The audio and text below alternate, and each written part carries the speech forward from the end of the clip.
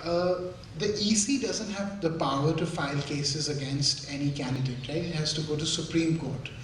But the truth is that they never ever follow up after the elections are finished because A, they don't have any money, B, they don't have any accountants, they don't have any lawyers, they don't have any backing. So they say, forget it, chuck it. I mean, now it's somebody else's headache. We've done what we could. And this is potentially one of the strongest weapons that our system could have had. And if you look at the fact that how much money does the EC get to fight the election, right? So the entire election, which is the world's biggest so-called democratic exercise, the election commission had 500 crores, just over 500 crores to fund the whole entire thing, which, shows why they're doing what they're doing. So the fact is that, how does it work? I mean, where are the people who are doing things differently, and can political funding be different?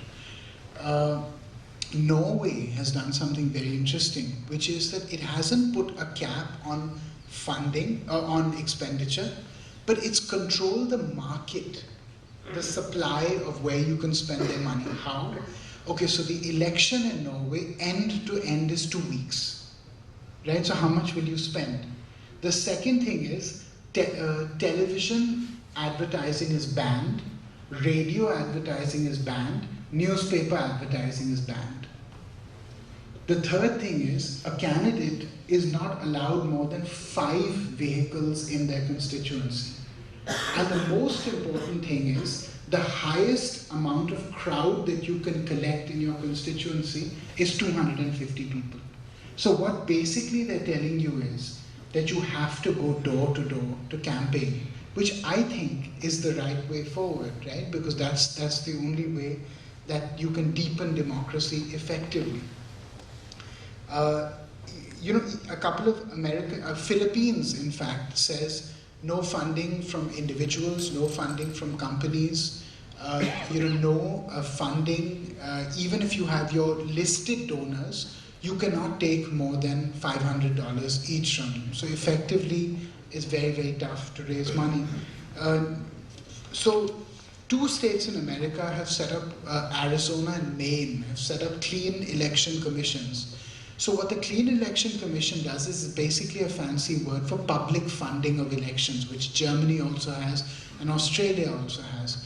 And what they do is that what you have to do is, so if you are fighting, for instance, a governor, which is like a chief minister, then what you need is you need 30,000 people to give you $5 each.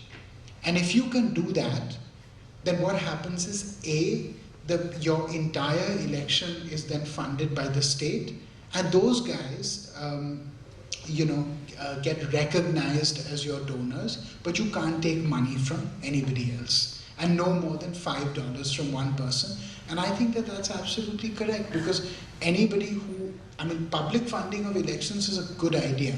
But the fact is, in a country like India, where you have people like Dharti Pakad and all Jaspal Bhatti, late Jaspal Bhatti, and so many people who want to participate to make a point, but that point is not really to win elections, frankly.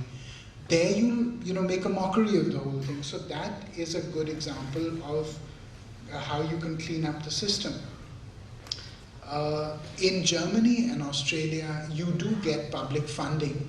But I think they've done something interesting and intelligent, which is you only get it if you get 10% of the national vote.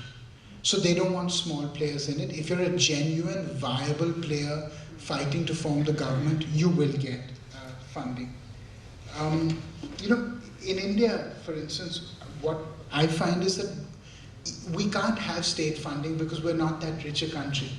But what we can do is we can have something like even on private networks, right, private channels, you can have the government advertising party, ideology, whatever, advertising or something in the newspapers, and you can have for candidates who, openly say that, we're worth 20 lakhs and we're, tribals and we have no money to spend or whatever, then people can come forward from the government and say, okay, we'll subsidize your campaign to a certain extent.